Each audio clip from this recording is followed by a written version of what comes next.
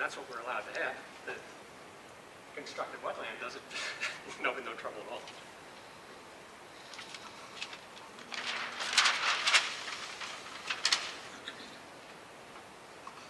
We're not the only people that have had this problem.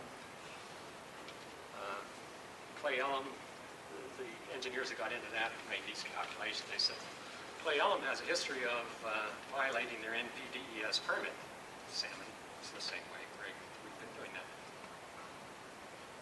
And so they developed this constructed wetland to solve their problem. So Arcata, California has done this for a long time. They have a problem similar to us. They're next to the ocean. We're in a river valley. So the problem that we have is what like other people have had. So it's not a new idea. These people have been successful with it for Arcata, I think, for like 25 years.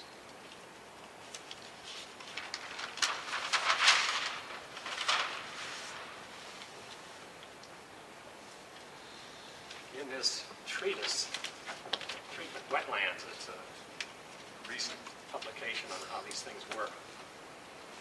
I saw where they said, oh, the BOD doesn't have a temperature dependence. Chemically, that's nonsense. Its temperature dependence isn't what most chemical reactions are. They double every 10 degrees rate.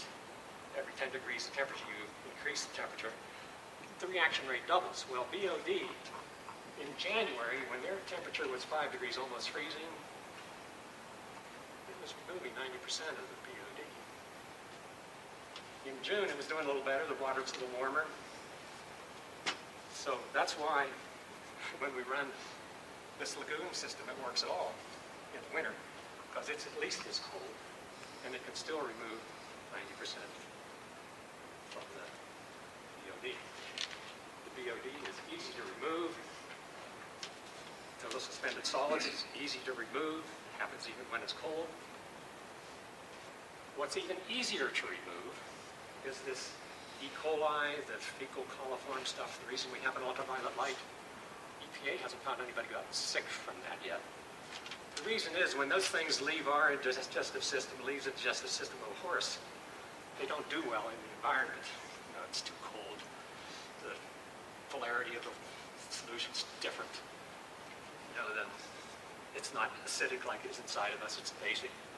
So my point is, lagoon or a wetland, they're not going to have any trouble with the infectious stuff. Almost no trouble with the BOD. Almost no trouble with the total suspended solids. What the lagoon system does not remove is the nitrogen and phosphorus and other materials. It never can. It doesn't have time to do it. Doesn't have the biology to do it. A wetland does. A wetland can get even the nitrogen and phosphorus out because plants are growing in there. They incorporate the nitrogen and phosphorus. What we do, I'm in the middle here now, at the aerated lagoon,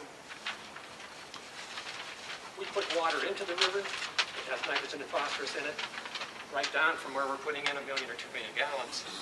Farmers are pumping it out, putting it in the S10 ditch, going down to irrigate things. In my kind of thing, that's pretty stupid to put the water in that has nitrogen and phosphorus in it. They pump it out. They don't get the nitrogen and phosphorus that they buy in fertilizer to put on their fields.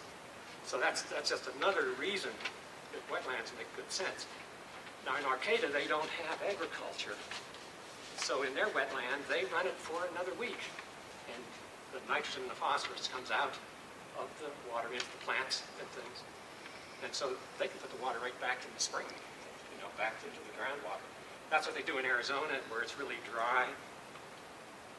The effluent, once they treat it, goes into the groundwater. So, but for us, what we want to do is get it out to irrigation so somebody can use it.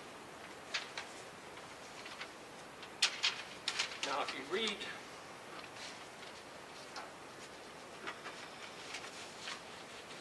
documents like this, where this is an engineering group saying this is what we did. We calculated stuff for Clay Elm, I think it was where they looked at it. And what they said is we had three systems that look like it's on the back of your page here.